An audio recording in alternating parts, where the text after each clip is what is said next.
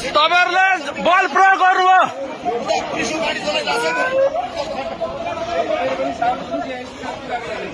तपाईहरुले बल प्रयोग गरेर ढोका तोड्नु भएको छ। सर म पत्रकार हो, मलाई बोल्न दिनु। बल प्रयोग गरेर प्रहरीले यहाँ गेट तोडफोड गरेको छ बुन्डुमा। गेट किन तोडेको? नेपाल प्रहरीको गेट हो यो तोड्ने।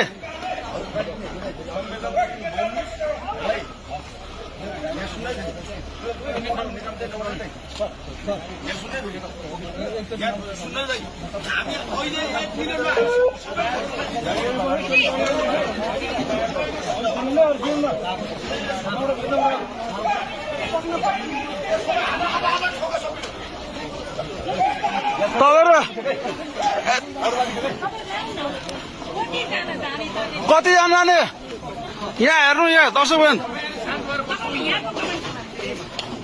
यहाँ हेर्नु, यहाँ यो गलत गरे हेर्नु नेपाल प्रहरीले। यो हेर्नु दर्शकबिन, गेट तोडेर यो सिभिलका प्रहरीहरू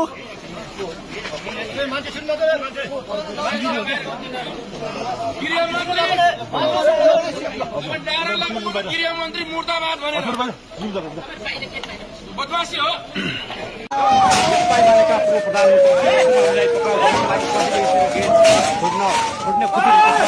नेता कार्यकर्तालाई यसरी गर्न एकचोटि यो दृश्य हेर्न सक्नुहुन्छ। प्रहरी र नेकपा एमालेका कार्यकर्ता बीच मुठभेड सुरु भइसकेको छ। दर्शकवृन्द एकचोटि यो दृश्य हेर्न सक्नुहुन्छ। नेकपा एमालेका कार्यकर्ता र प्रहरी बीच यसरी लफडा सुरु भइसकेको छ, यो हेर्न सक्नुहुन्छ।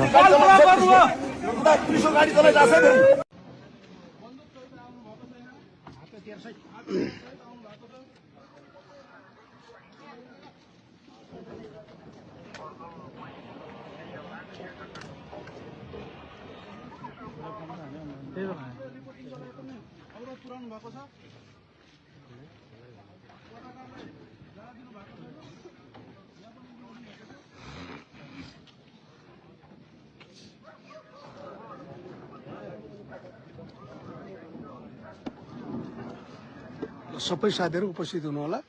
भित्र पुलिस प्रवेश गरेको छ र यो कानुनी राज्यको धज्जी उडाएको छ र सबैले यस्ता यो घृणित कार्य, यो एउटा राज्यले दमन गरेको यो पुलिस प्रशासनलाई जबरजस्त रूपमा यसरी परिचालित गरेर यो रातको समयमा यस्तो किसिमको एउटा अमानवीय किसिमको हरकत गरेको छ र यसलाई कानुनी रूपमा कानुनी राज्यलाई सबैले मान्नुपर्छ। तर यो किसिमको गैर कानुनी, गैर राजनीतिक यस्ता हरकतहरू हाम्रो अहिलेको सरकार जो यही चीजलाई एउटा संस्थागत गर्न, अराजकतालाई यो किसिमको एउटा